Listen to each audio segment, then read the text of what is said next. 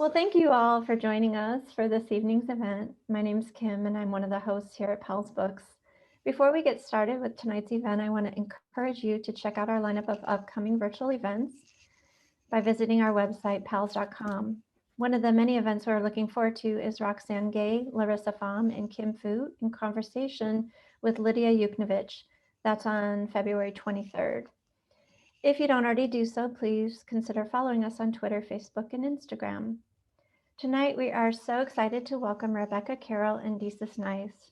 Rebecca Carroll has been the host of the podcast Come Through with Rebecca Carroll, a cultural critic at WNYC and a critic at large for the Los Angeles Times.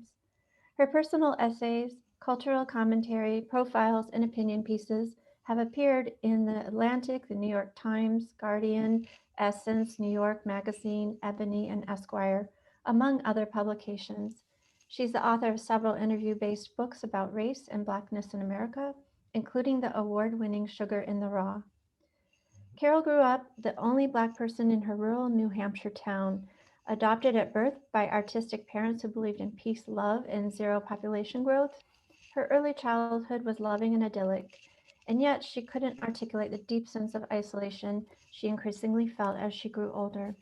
Everything changed when she met her birth mother, a young white woman, who consistently undermined Carroll's sense of her Blackness and self-esteem.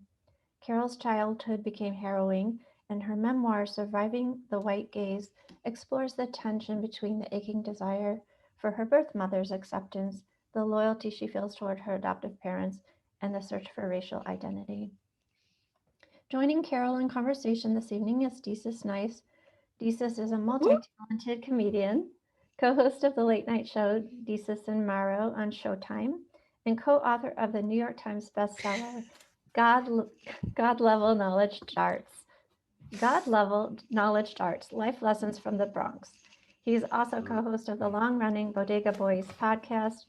Desus has lent his voice on ABC's Blackish, Netflix's Neo Yokio, Adult Swim's The Shivering Truth, and Disney's Star versus the Forces of Evil. Tonight's event will include an audience Q&A. Please use the Q&A button at the bottom of your screen if you'd like to ask a question. As well, if somebody has typed a question you want to hear the answer to, please upvote the question by clicking on the thumbs up button. Most importantly, please consider supporting Rebecca and Pals by purchasing a copy of her new book from us. I'll be posting a link to Surviving the White Gaze in the chat this evening, as well for Desus's book. Without further ado, please welcome Rebecca and Desus. It's such a pleasure to have you join us this evening. Thank you, Kimberly. Thank you for having us. This is so Kimberly. great. So fun. This is great. You're excited? I'm excited. Shout out to Powell's Books for putting this together. Listen, I don't know what tonight is going to be. It's going to be epic. It's going to be groundbreaking. It's going to be cultural shifting. But first of all, tonight is a celebration of Rebecca Carroll and her book. Give it up for her, y'all. This is an amazing book. Rebecca, I just want to say off the top, I actually read it. Like, if you guys look, there's like markings in this book. And not to be cliche, this book is like super intimate, super gripping, heart-rending. It's like, it makes you want to hug you if I saw you in person. But at the same time, it shows like some of like the fierceness in you, some of like the backbone that comes out. I see in your tweets and in your reading. And it's basically a story of what made you who you are. How hard was it to write this book? Because some of the stuff that you remember and just the vivid accuracy of the things you remember, it's amazing. So just give us a little thought about your writing process, putting this together. Thank you. And I cannot tell you how really wonderful and heartening it is to hear that response from you, and also, you know, from this kind of wide array of folks.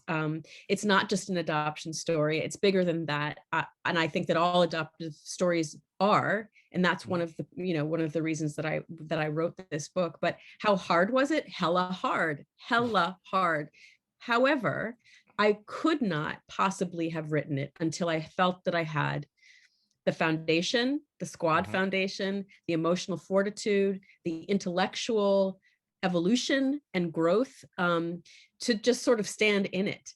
And the Right. other thing that was sort of the easier part, right? That I realized I had arrived at a place where I could write it. The hard sort of painful part was the excavation, right? Like these sorts of really painful memories that were actually doing more damage in my body. And I needed to sort of let them live elsewhere, you know? And I often think about, like, you know, when you're in a relationship that's maybe not super healthy, but it does give you a feeling. You do feel something, right?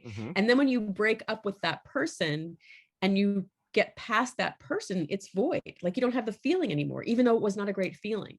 So Right. I've been sort of living in this world of having excavated these painful memories and sort of trying to figure out how to replace the space, right? Yeah. That's now kind of what's up. That's wild. And it's just like you've just been carrying this around with you all your life. Right. And it's like the same pain as you were a child. You were raised, and we kind of laughed about it in the beginning. You were raised by white parents that did not, they zero population control. That was a real thing, Jesus. Could you explain that? Zero population growth. Basically, just have biological children to replace yourself and to not bring more people into the world. Okay. That was like a big Wow. thing in the 60s and 70s. Yeah. Reading the book, it's just like little details like that. They're kind of funny in a way, but then again, it's like that is your actual life, and that's when you're just like, wow, you really, it's like, as an, you know, as a fellow Black person, there's so much I can relate to in this book, but then there's parts I'm just like, I've never experienced that, and it's just, I can't even imagine what it's like just being just kind of isolated like that, and just having to exist on your own without like another person really to, as you say it in the prologue, I just want to get this correct, about Black people. This is what Black folks are to one another. We are the light that affirms and illuminates ourselves to ourselves. And I wanted to say, your ballet teacher, the first Black woman that you met, what was that experience like once you met her? How did that change your life? So I want to just add to what Kim had said in the introduction, and what I think is the copy about the book, around the book, which is that, you know, she spent her time trying to deal with, you know, her fierce need for acceptance from her birth mother and her loyalty to her adoptive parents, but also just trying to get out from under white people, right? All white people who were sort of like, you know, my adoptive parents and my biological parents were sort of the hyper presentation of whiteness. But so yes, when I met my dance teacher, it was a very, very foreign, but also immediately relatable experience, right? Got you. So I was like, what is happening? You know, if you can imagine 6-year-old me being like, what is happening here? And it was so, you know, as I write, like I had seen Morgan Freeman as Easy Reader on In the Electric Company. I was like, that's probably my birth father. Yes. Right. Yes. And then seeing a Black person in real life, I mean, it was really kind of it was overwhelming, but it was also deeply resonant and satisfying and scary. It was really scary in a way, which was, I knew that on some level I was of her and she of me, but that I would have to learn how to live independently of what I had been living. And it was too young for me to embrace that. Like I couldn't imagine she had a life, and I read about this in the book, that she had a life and a family that existed outside of whiteness. Yeah, you touched on that in the book, and the idea that even a child has to deal with that while growing up that's not mentally healthy, and that's no way for a person to grow up at all. And you know, there's another passage I wanted to bring up here. There's a lot of passages I wanted to bring up, but I just want to make sure I get all the good ones. Sorry. Oh yes, it was this one, just touching on the growing thing, because I have 4 sisters, and this passage reminded me so much of something I physically saw them do. In the book "Are You There, God? It's Me, Margaret" by Judy Blume. We must increase our bus. Is that that's cool to hear? Is that a rite of passage for teenage girls? That's cool to hear, because I would not have known that other Black girls read Judy Blume. Not until now did I realize, because there weren't any other Black girls in, obviously. But yeah, I mean, I think it is. I think it is a rite of passage. And you know, my best friend Leah and I were very, you know, we were hyper focused on our growth and our bodies and how we could help each other out through it, right? Like she was you know, she's my homie, like to this day. And I write about her as having been someone who really kind of was among the extremely scant few who saw me as Black in a way that felt indescribable, right? Because it was in contrast to the ways in which people had very, very prescriptive takes on my Blackness. Either it was erased, or it was very pretty for a Black girl, or it was the N-word, right? Like there was sort of no organic in between. And Leo was definitely, you know, that person. We were friends since we were 6 and 4 months old. And I often think about that in kind of an anthropological way. Like people talk a lot about kids not being born racist. And I sort of think, is that true? I don't know, especially now as we're kind of dealing with this quote unquote racial reckoning and the ways that people are talking about and studying racism and systemic racism and the way that it really deeply affects people's mental health and so on and so forth. But, you know, we, in part, you know, we were in such an isolated space and that we carved out space for us to just be friends, independent of our parents and independent of the social scene. And from such a young age, we allowed ourselves to just be friends. And in that way, it wasn't prescriptive, but it was clear that she was white and I was Black. It wasn't until the 5th grade that sort of took on a different tenor, shall we say. Yes. I don't want to ruin it, you know, but you know, spoiler. It's weird. I was trying to figure out how to do this without doing spoilers. I was like, the people in the Zoom, have they read the book already? And it's like, probably not. Maybe they get it after this, but we're not spoiling. This is her actual life. I don't think you can spoil someone's life. Also, the one thing I will spoil is the proposal to your husband. That is like one of the most amazing. Wow. Fast forward, but that. Sorry, I just have that circled. I was like, be sure to get this in. That is almost Sex in the City levels of comedy. I love it. It is so, but it's also so real because you know, you get to that age and it's just like, you know what you want, and it's just like, is this other partner by that time you're done with it. You're done with the fun in the games. You don't want people wasting your time. You knew what you wanted. So I just wanted to bring that up, but just as a aside real quick. But back to the actual book and time. Surviving the White Gaze. Can you explain to those who don't know what you mean by the white gaze, what that is? I'm going to answer your question, Desus, but for the most part, I have stopped explaining. Yes. Right? Things to anyone, but particularly regarding race and systemic racism. But I do think, I mean, it's something I've written about. It's obviously, people who know me and have followed my work know that Toni Morrison is my North Star.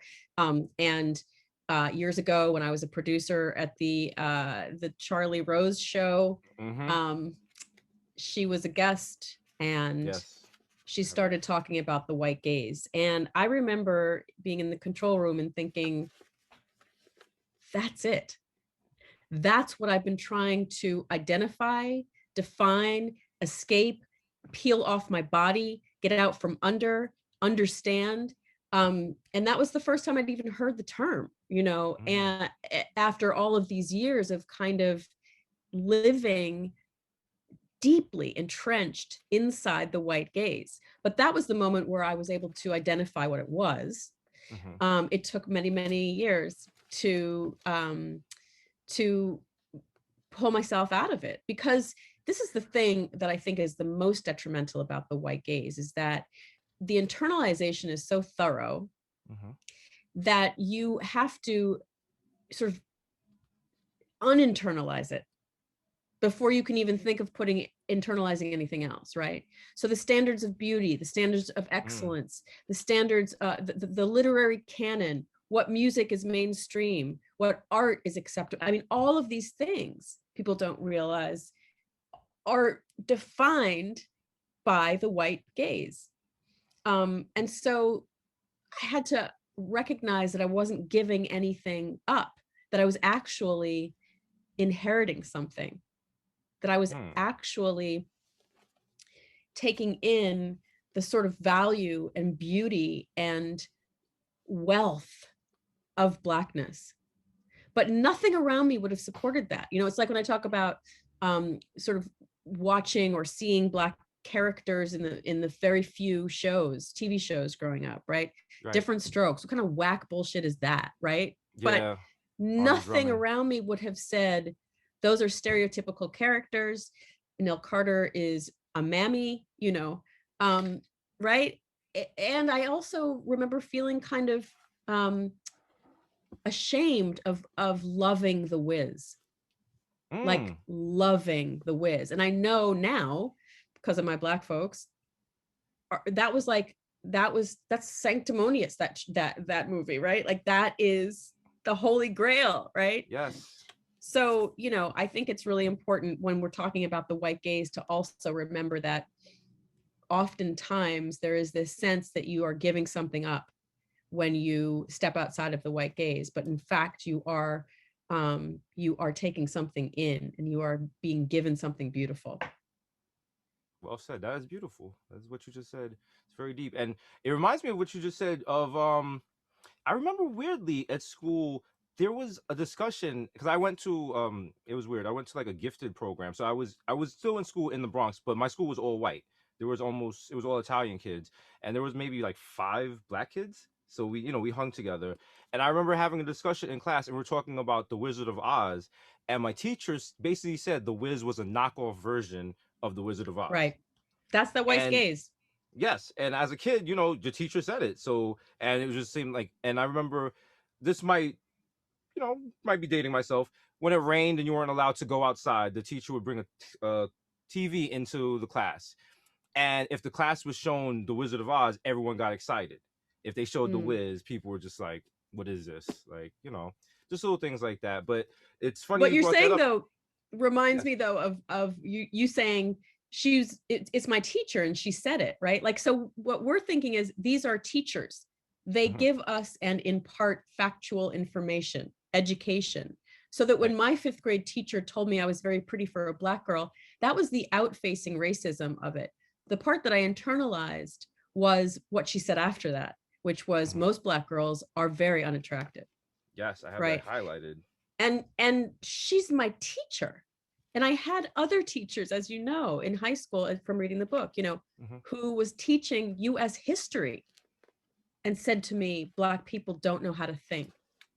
Right. So, again, teachers and education and what we are to take from our teachers is also part of the white gaze. White gaze, definitely. And we see it every day, especially with this education program now. But, this book, it's such a... No, I don't mean that in a bad way. It's just, it's like this is your lived experience, but just to read it, it's just like, how did you survive this? And there's just the twists and turns, such as how when you first met your mother and just the way she took over your life and the effect that had. And I just remember the story about when you're in it's either a bar or a club with your mother and you're 11 and the guy tried to hit on you. And she basically was just like, you could take that. She was annoyed, right? She was annoyed with me that I couldn't handle it. But this is another instance, right, that really kind of drives home the point of the white gaze, which is Black girls in America are over-sexualized. Absolutely. Way earlier than our white peers, girl peers. I had no idea, right? Like there was no framework to sort of set that up for me. I thought my white birth mother was disappointed that I couldn't handle myself, right? Whereas now as an adult, I can see that this white guy preyed on a Black girl who was clearly a girl, but who for his reasons of systemic racism was like, well, I bet she can take it, right? I bet she's ready to go, And so, there was lots of experiences and anecdotes like that, where had I had a Black adult Mhm. say to me, some folks are going to think you're fast just because you're a Black girl. That would have made a difference, as opposed to a Definitely. white birth mother who judged me for not being able to handle myself. Mhm. Speaking of which, the passage in the book where you discuss the first time you get your hair straightened, that that cuts doesn't cut home close to home with me, but with my sisters, I just remember them, just the frustration of not having the proper hair products and having to go make sure they, like, if we go to, for example, Pathmark, they might not have hair products for Black women, but they have it for white women. Could you touch on that a little bit? Because we know when it comes to Black women, your hair is a very essential part of your identity, and what it is like The to final not even, frontier. yeah, what it's like to just, you hated your hair at one point because it wouldn't come down over your shoulders, of the Not at turtleneck the way one you wanted. point, for a very long time, Yeah. really. And I remember that memory is palpable. I remember running my fingers through it, doing this, you Mhm. know, there's tons of memes now that are doing that. But Yes. but just feeling like there was something inherently wrong with the way my hair moved, the texture of my hair. People, you know, in high school would touch my hair and say it felt like lamb's wool, or you Mm. know, like you know, that now of course "Don't Touch My Hair" is a Solange song, and it's also, you know, an oft repeated phrase that we hear. But at the time it was like random white people would touch my hair and pass judgment about it, which only served to make me feel worse about it.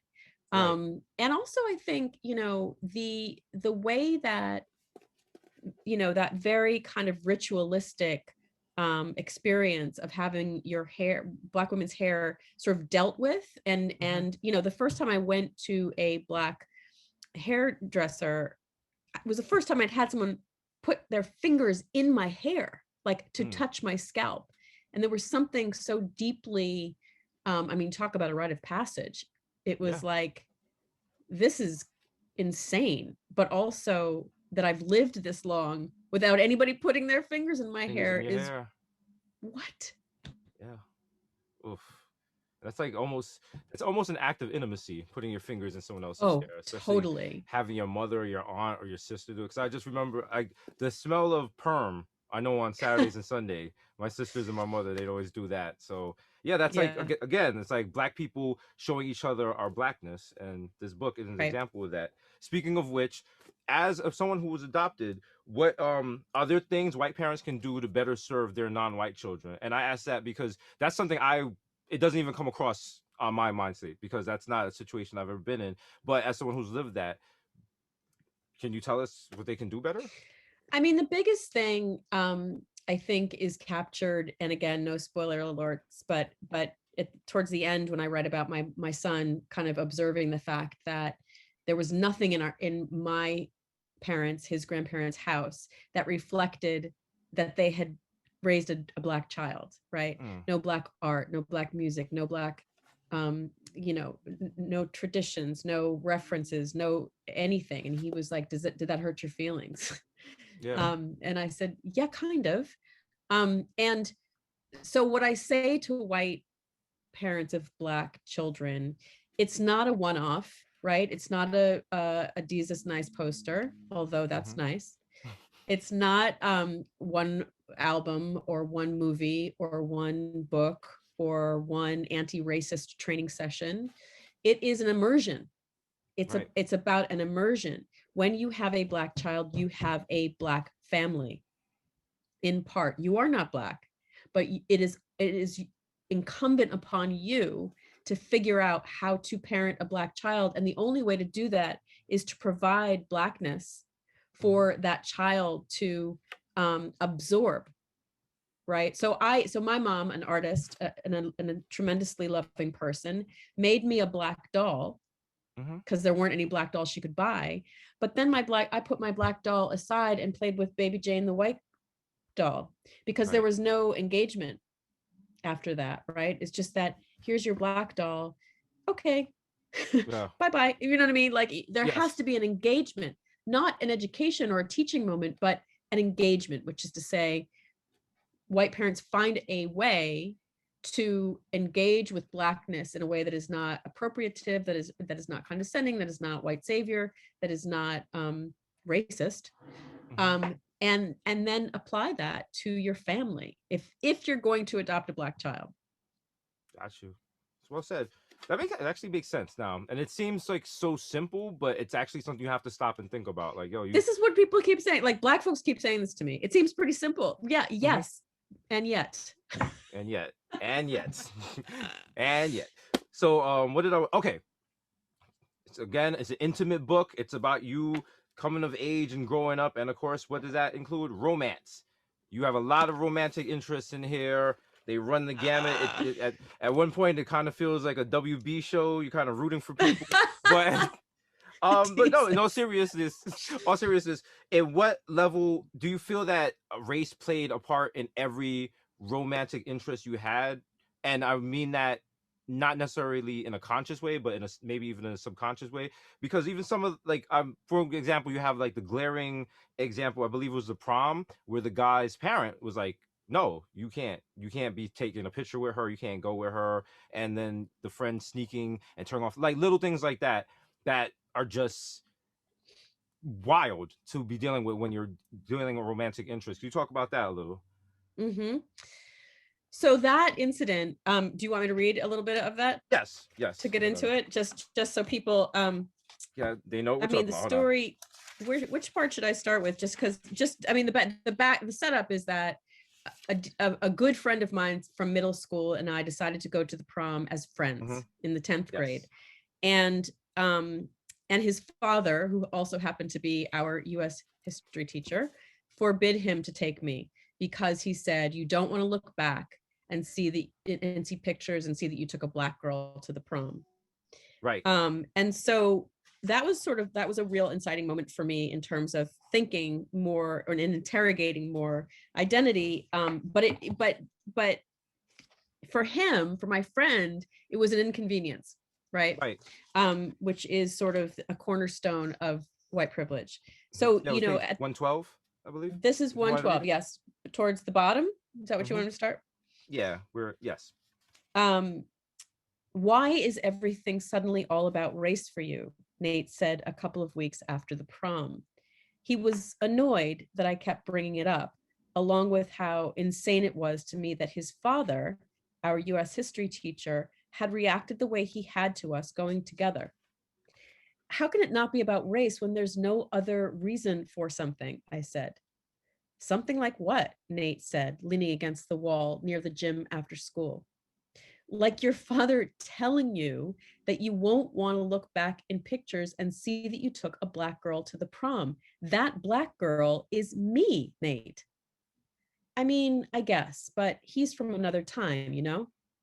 Nate, you should have heard what he said to me in a class a few weeks ago. I don't really want to know, okay? Look, you're my friend. Why can't we just leave it at that? Maybe you can, but I can't, I said, frustrated. I got to go to practice. Later, Nate said, and left.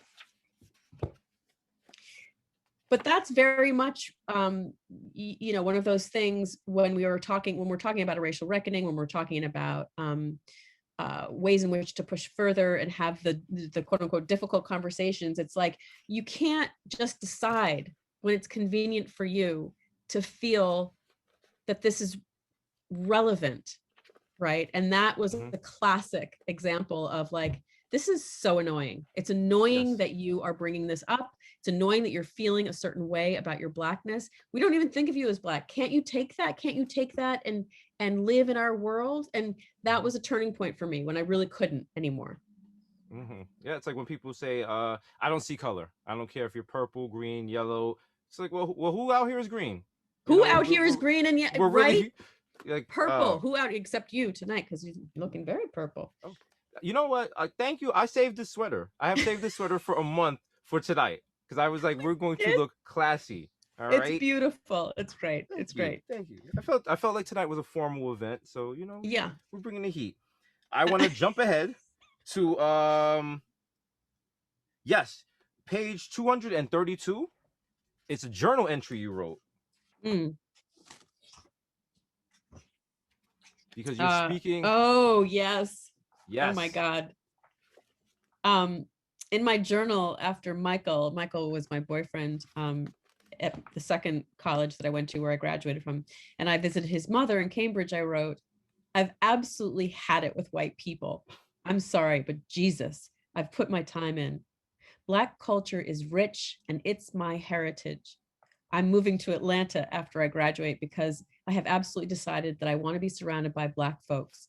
I want to work for a Black literary publication. I want to be involved with urban politics. I want to contribute to, create, and encourage Black culture. I want to celebrate Kwanzaa instead of Christmas. I want to start a new life that is completely my own. I choose Blackness. Although I am half white and was raised in a culturally white environment, I am choosing Blackness because there is more dignity in that. I want my kids to be brown. I want my life to be brown as I am.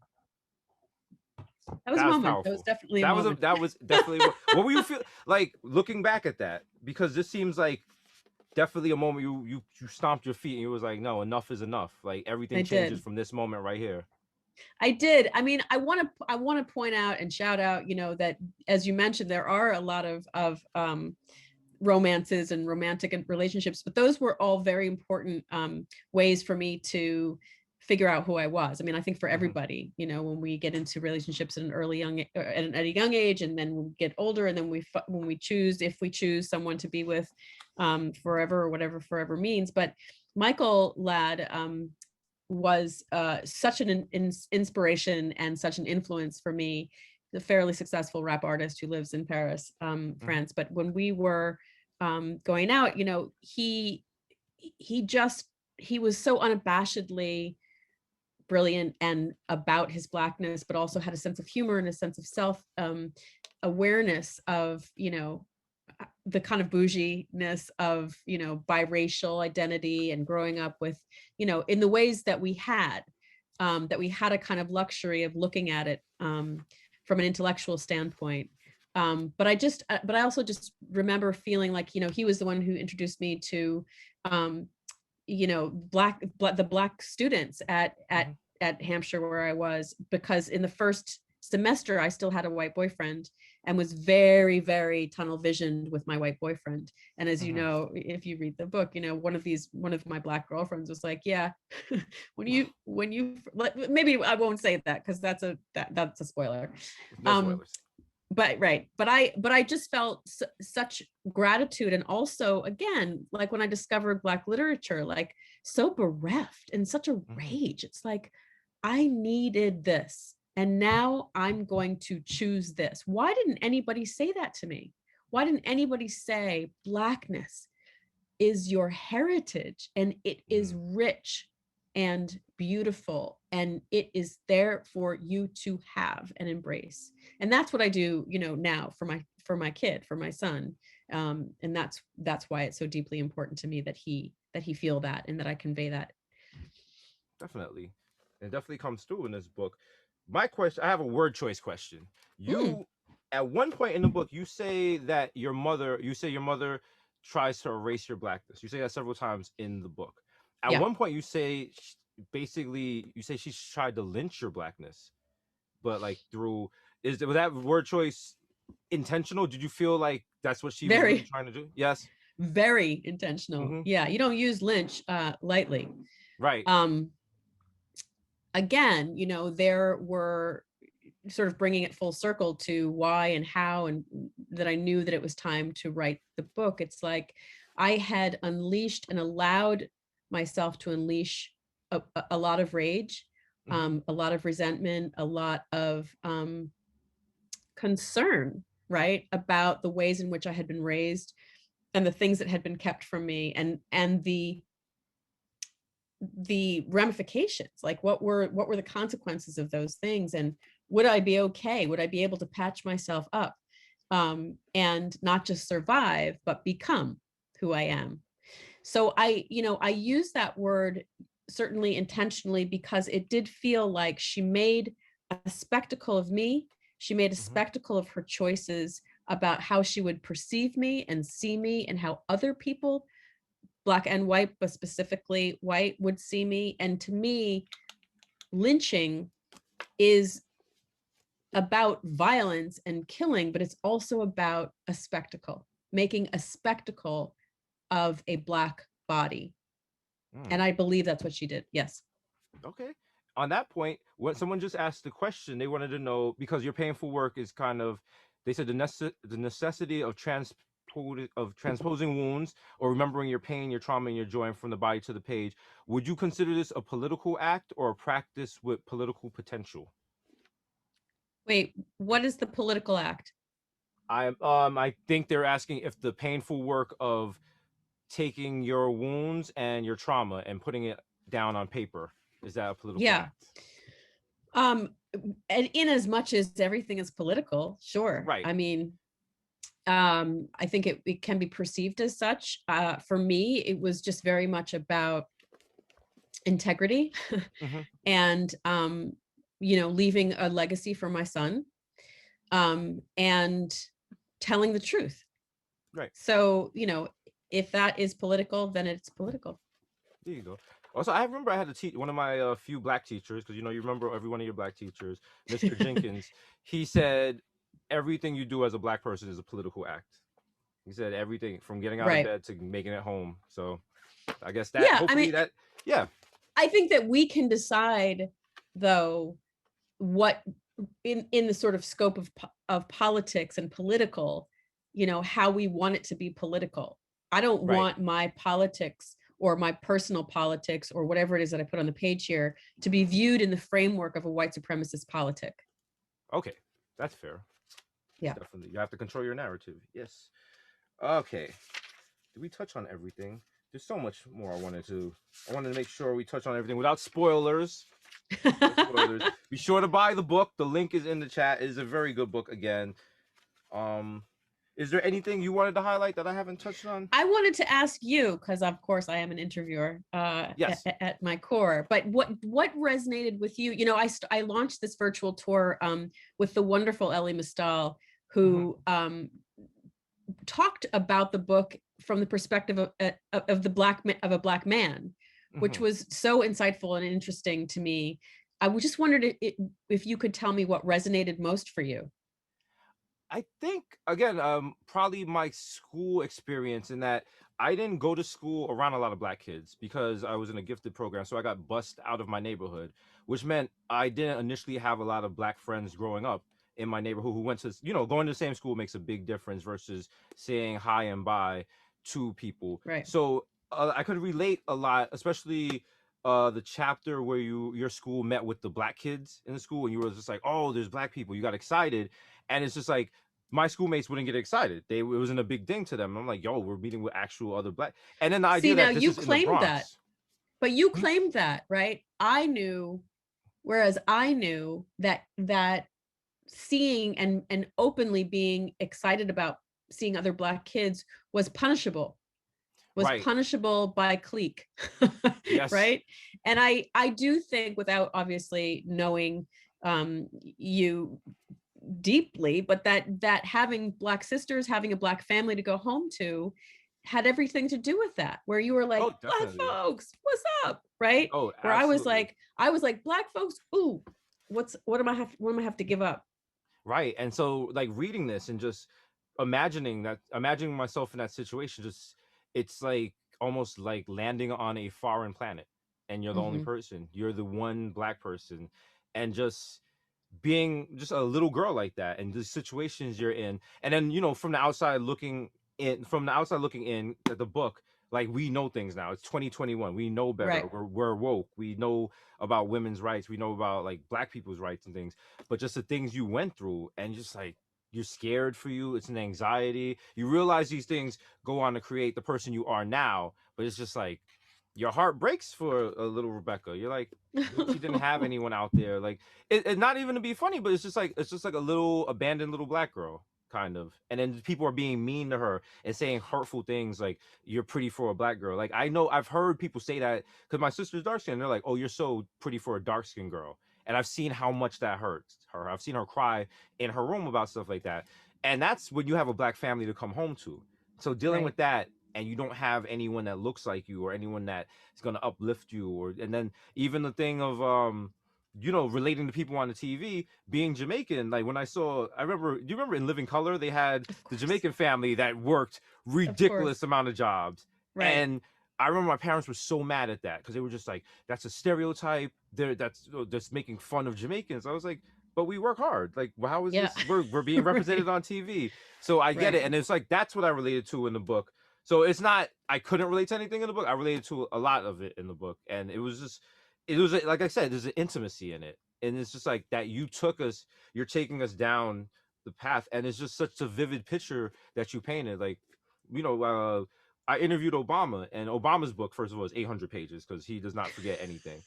But that man has a memory like a trap. If he interviews you, he remembers the plant behind you. He remembers the painting, whoever's whatever. Your book, you can remember smells. You remember song titles, colors. Like you're not leaving a vague memory for the reader to come up with a situation. You're like, this is what happened. This is how the situation looked. Boom, boom, boom, scene. So it's more visceral, and that makes it Yeah. even more real. That's that makes absolutely, I mean, I've always been a very sensate person. Like, you know, I mean, that first chapter, was really a joy to write because it really, I do recall the way that milkweed smelled, and the, Mhm. you know, the dawn outside, in front of the garden, and, you know, wildflowers and this and that. So, yeah, and I was also a very fastidious journaler, you know, and Mhm. have letters and pictures, and so on top of having been and being a sensate person, I also had those kinds of um accompaniments to help. Got you. Also, out of nowhere, the all the Charlie Rose experience. I was Woo! like, okay. I was like, all right. I was like, Charlie Rose, what could possibly be? Oh, okay, all right, wow, all right. The one, like, Yeah. yeah, that wasn't fun, but you know, what was that? What did that teach you? um well, I mean, the sort of silver lining, although I hate that cliched term, but was that I really did actually love interacting with New York folks and figures, and you know, uh it was a New York institution. And so I did meet, you know, Fran Lebowitz, I did meet Toni Morrison, I did, you know, um uh talk to Ice Cube for you know, Mhm. half an hour. Like, you know, like I did ask Quentin Tarantino why you were so obsessed with Black people, you know, It's in the like, book, yes. right. So Mhm. that was a really interesting and really formative experience in terms of my own work and interest as a cultural critic. But yeah, you know, I mean, as it has come out and upon, you know, everyone in this time of Me Too, he was slimy Mhm. and also racist.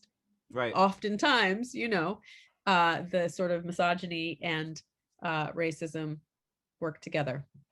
Okay, wow. Did you see any of that when you were there, or was that just you just saw the Oh, racism? totally.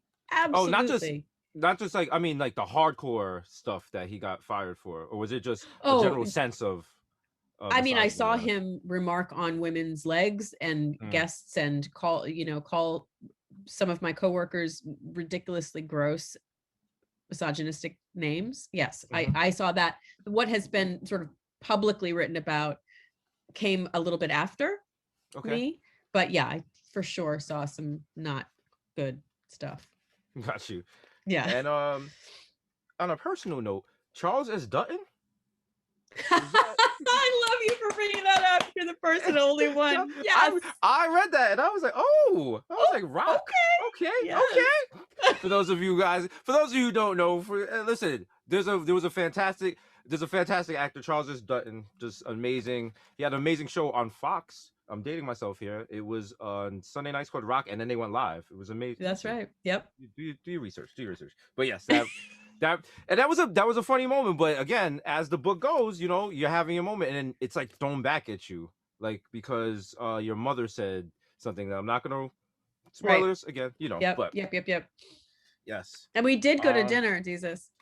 how was it? Do you It was fantastic. It was fantastic. It was Oh, do you remember this restaurant in Soho called Kin Cow? I where was It it was sounds on familiar. I think it was on Spring right up towards 6th. Okay, but it was this really excellent Thai restaurant. We met there and we had a lovely conversation, and he was a gentleman, and it was delightful. Oh, that's good to hear. That's good to Yeah. hear. I was hoping I wouldn't come on here. You'd be like, you know what? He did No. me dirt. And I was like, no. No, not at all. Oh, your book is just, again, be sure to get this book and you will enjoy it, because it's the parts in it that are funny are not necessarily meant to be funny, but if you have the sense of humor from living in America and just dealing with the day-to-day existence Black people have, some of the things in retrospect, they're not really funny like haha, they're funny like wow. Wow. Like, for example, to go back, Slave Day Yeah, at that's a good one. your regional middle school. Yeah, Can you that's a explain good to one. people what that is? I'm going to read it. Do you have Yes, the page open? the page is page 95. Slave Day was a time-honored tradition, annual tradition at Kearsarge Regional Middle School. The way it worked was that 7th grade boys would bid on the 7th grade girls and vice versa. And the highest bidder would then buy that girl or boy and make them their personal slave for the day. Sheesh. The ramifications of this for me, the only Black girl in the school, occurred to no one. Not my parents, not my friends' parents, not teachers or the principal. Not a single white adult took issue with the fact that in 1981 rural New Hampshire, a Black child, me, could be bought by a white boy of means without any consideration of the short or long-term consequences. It didn't occur to me either. I was actually thrilled when Nate bought me handily with the highest bid. That paragraph, that last twist at the end was just, this was Euphoria before Euphoria. HBO wishes they had this story. Wow. But no, and then, I mean, just even the Great one, compliment. the thing, right there, 1981. Not 1950, not No. 1930. 1981. Incredible. And no one questions this. Nobody. Do you know if they still do this, or how recent? No, If they certainly do not. They Okay. don't. Yeah. Gotta make sure. But there was never any kind of like announcement or this is terrible or we're going to stop doing this. It was very quiet. I believe they just sort of quietly stopped doing it. And I reached out to Nate a couple of years ago when I started writing this book, and he of course said, "Oh, but it was all in good fun." So, you know, again, it's still very much within the framework of why would that matter to you? Who, you know? Yeah. Wow. And it happens so often in your book, and it's. Oof. Let's ask some questions from the audience, because people are making some up. Our man Peter Fishback asks, Rebecca, you mentioned common microaggressions like non-consensual hair touching and more serious things like not being exposed to Black pop culture as a child. While you obviously experienced malicious acts to suppress your Blackness, do you think some of these things are simply curiosity or ignorance and experience or an inexperience with diversity, or do you think that there is more dehumanization than there appears to be? That's the point, right? Like that's Right. there's the edge, right? That, oh wait, I'm just curious. The reason you're just curious is because you don't have any access or exposure to Black folks and the humanity that we live in and that we are, right? So it's only just curious and it's only just trying to learn if you are sort of seeped in your own kind of sense of white gaze, of white normality, of white default. And that's sort of the point, which is that if you come to me as a white person and say, what's it like for your hair to feel the way that it does? It's not that much better than you actually touching my hair and then making your own assessment of what my hair feels like to you, you know, and we live in this wonderful era of Google, Right.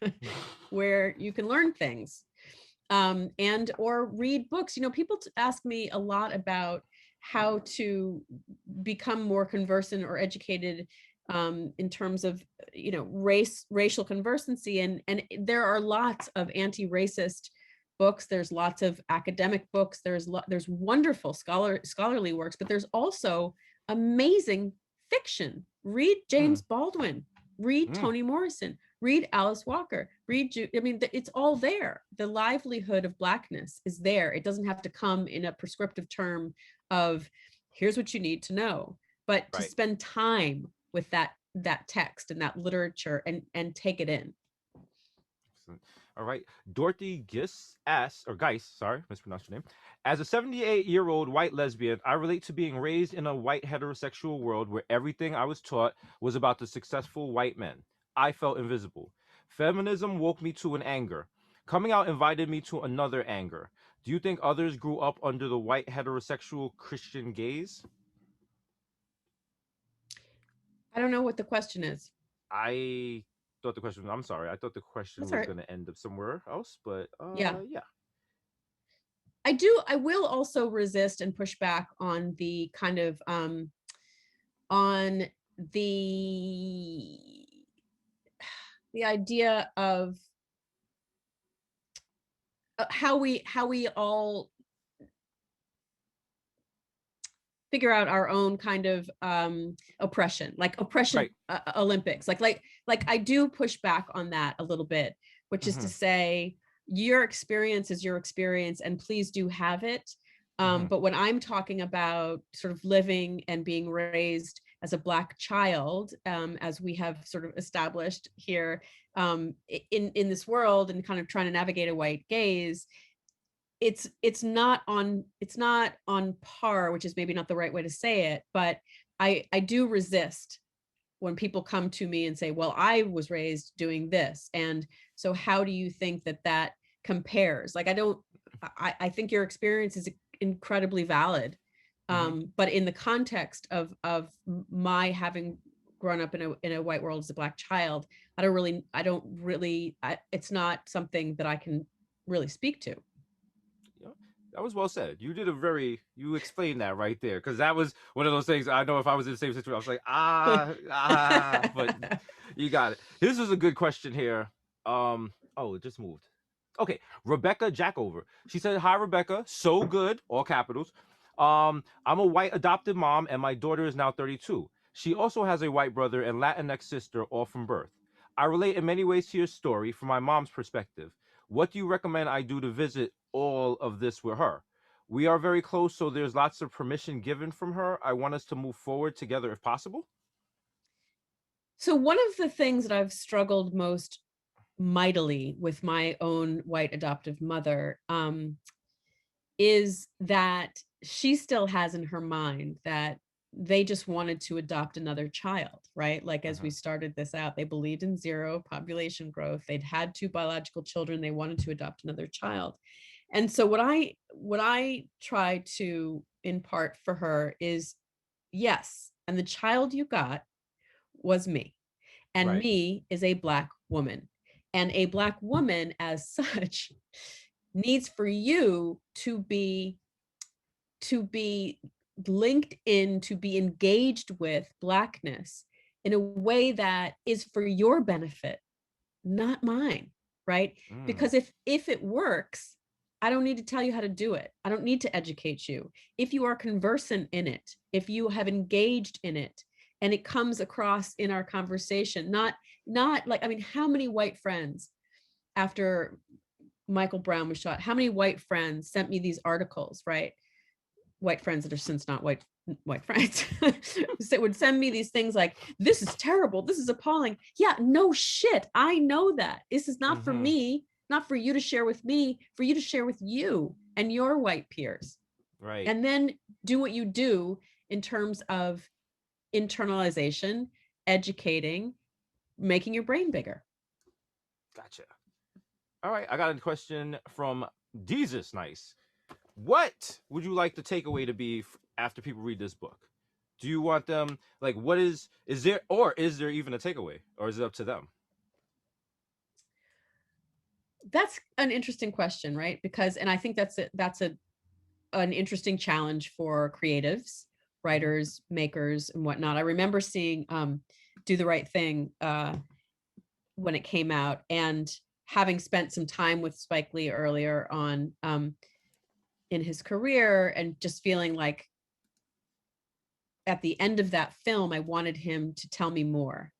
I mean, this was when I was whatever age I was, and, you know, sort of just deciding what he should be as an artist, or what he should do for us with this very trenchant, powerful film. But I came around to realizing, you know, that he could make that choice, or he could or I could make the choice of interpretation and gathering up the sort of seeds that he had planted. And so I would say with this book, what I hope is that people see that adoption stories are bigger than adoption stories. That being that this is about surviving, but also about becoming. And that the legacy of Blackness and Black folks is the GOAT. The GOAT. Listen, no better way to end this. No better way to end this. Rebecca Carroll, thank you. Thank you for living this. Thank you for writing this. Thank you for tonight. Surviving the White Gaze, available now, is a fantastic book. I'm going to throw it over to the homies over at Powell Books. Kimberly, I see you, dog. Thank you, Desus. Thank you, Rebecca. Thank you, everybody. Thank you, everyone, for joining us for tonight's event. And thank you, Rebecca and Desus. Please consider purchasing a copy of Rebecca's new book by visiting powells.com. While you're there, be sure to check out our upcoming lineup of virtual events. We look forward to seeing you again at another event soon. Rebecca, Desus, thank you so much. We're very grateful to you. Have a great night. Good night, everybody. Good night.